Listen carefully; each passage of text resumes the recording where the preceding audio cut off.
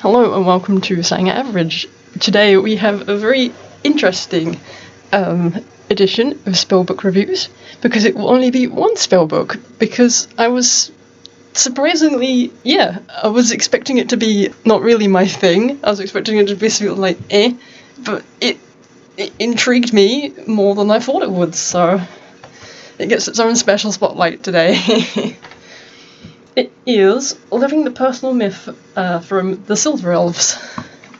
Also, apologies in advance, but you might hear my Steam notifications going off a couple of times. I will try and cut them out where I can.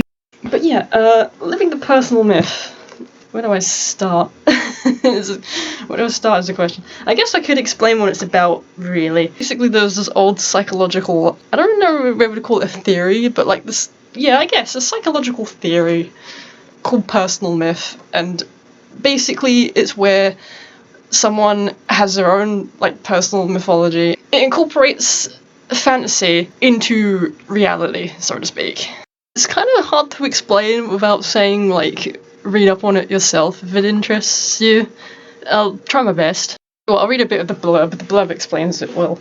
A unique narrative about psychological study of the magic of living in one's personal myth, making one's dream and vision of oneself come true, in a sense, by living it. A personal guide to becoming one's true self as you know your true self to be. That's surprisingly hard to say.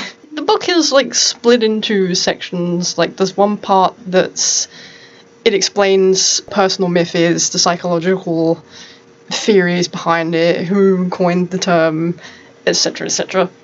And another part of it is the Silver Elves' own personal myth. Another part of it is how you can make your own personal myth, basically, and live out your own personal myth. But apparently the personal myth theory, or like psychology in a sense, started off with Jung, I still don't know how to pronounce that, and I think it's pronounced Feinstein. And apparently the personal myth thing didn't really stick that well, which is a shame because reading in on it, it's a really interesting concept, and there's quite a few books about it and similar concepts which I've actually made intrigued to learn more about it, to be honest. It's a thing I never knew existed, and it is quite fascinating. If you listen to the rest of the spellbook review and you like the sound of this sort of thing, and you would also like to read more about it, the books I have written down are At Play in the Fields of the Mind, Personal Myths as Fields of Information, The Mythic Path, Discovering the Guiding Stories of Your Past, Creating a Vision for Your Future, Encounters with the Soul, and the Active Imagination, Mythic Imagination, The Quest for Meaning Through Personal Mythology, and The Stories We Live By, Personal Myths, and The Making of Yourself. It also goes in to suggest 2 ways of looking at and creating your personal myth. The more common way is taking bits of your past, if you know bits of your past, or taking your inspiration from reality and then melding it into fantasy, which is the most commonly perceived way of doing it. Or coming up with it on the spot and being like, yeah, this is fantasy. Some of us have been in our own little world for years, probably near enough since as long as you could remember anyway, and it's not bothered me. I'm completely happy with it. Nothing's really changed, nothing's going to change about that. Moving on back to the book that I really like the psychology of, but is hard to explain. Also goes on to mention psychological theories of incorporating your conscious with your subconscious and having them engage in dialogue together. And I know it sounds a bit unusual, but in ways such as meditations and dreams, like sometimes, you'll see your subconscious in dreams and stuff, is what they mean by that. Having some kind of setting where your conscious and subconscious can meet and converse and discuss the lore of see what they have to say on the topic and just let them speak. Slightly off tangent, but if you've watched my video entitled From Baby Witch to Vampirism, or something along those lines, I don't remember the exact name of the video, but you know the one, Beginner Witch to Vampirism, something like that. If you've watched that, there is a little section where I talk about a dream mentor during my awakening process, which in a sense, could be related to this whole meeting of the conscious and subconscious thing, which is interesting to think about, because I'm wondering how much of my own life and how much of my own magic and spirituality is technically personal myth, because I incorporate my spirituality and my magic and stuff with vampirism, so to think about it, has this been personal myth all this time? Extra thing, another one of the Silver Elf books, Elfin Book of Spells for All Occasions, mentions creating your own Eld, I think they call it. Eld is basically similar to a macrocosm, or your own little sacred space, or your own little fabricated world apart from the physical world. It's like your own sort of plane of existence that you can kind of go between, in a sense.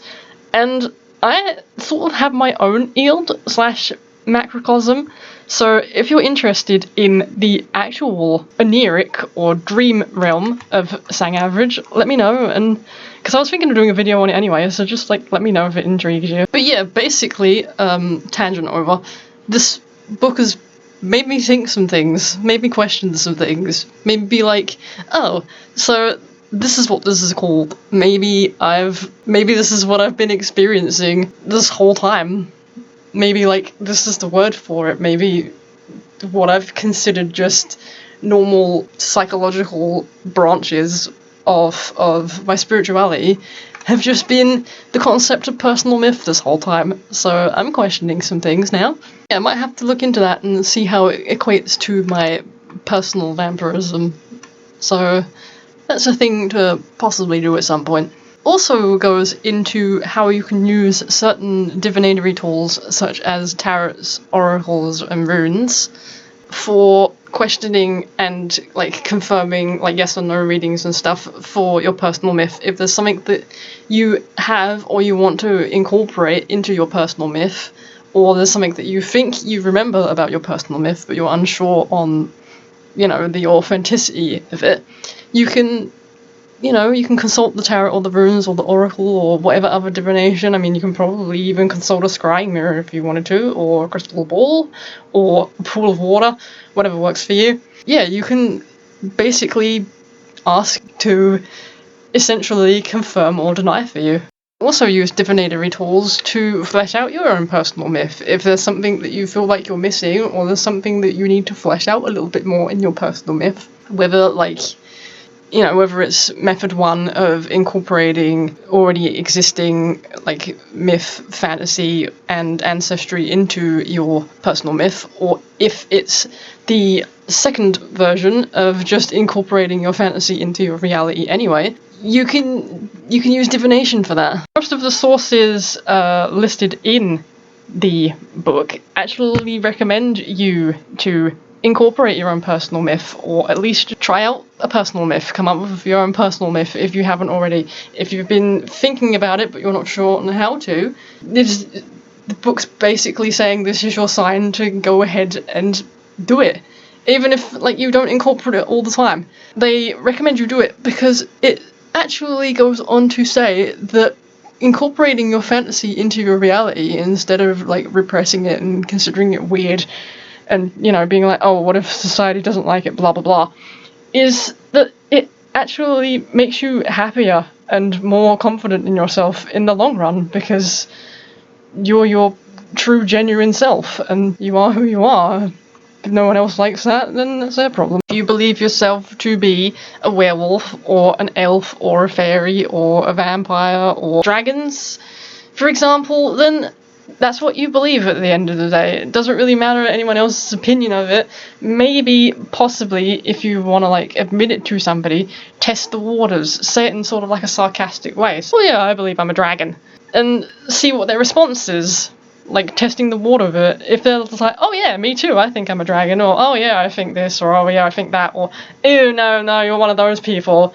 Like I said, test the waters with it and like see how someone responds, and then continue from there. That's how they recommend getting yourself out there and finding your fellow kindred, as the Silver Elves put it. I always like the word kindred personally. I apologise about the this noise. I have a wireless mouse and it has a mind of its own. For the sake of not making this any longer than it really needs to be, and because I've basically said all I've wanted to say now, I know I usually have book tiers, and I completely forgot that, so I'm going to say it now. I'm going to put it in to, no surprise to nobody, recommended.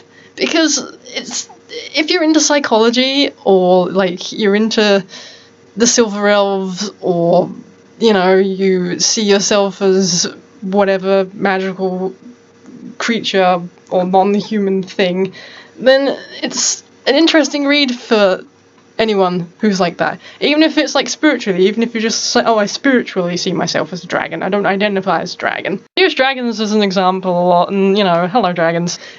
It's still an interesting read. I mean, like I said, I've got some research to do and see how it incorporates into my vampirism personally, but if it's something that you feel like you're interested in, go ahead and give it a read. It's really fascinating. But yeah, I'm going to leave this spellbook review here, and I'll see you guys at some point in a future video.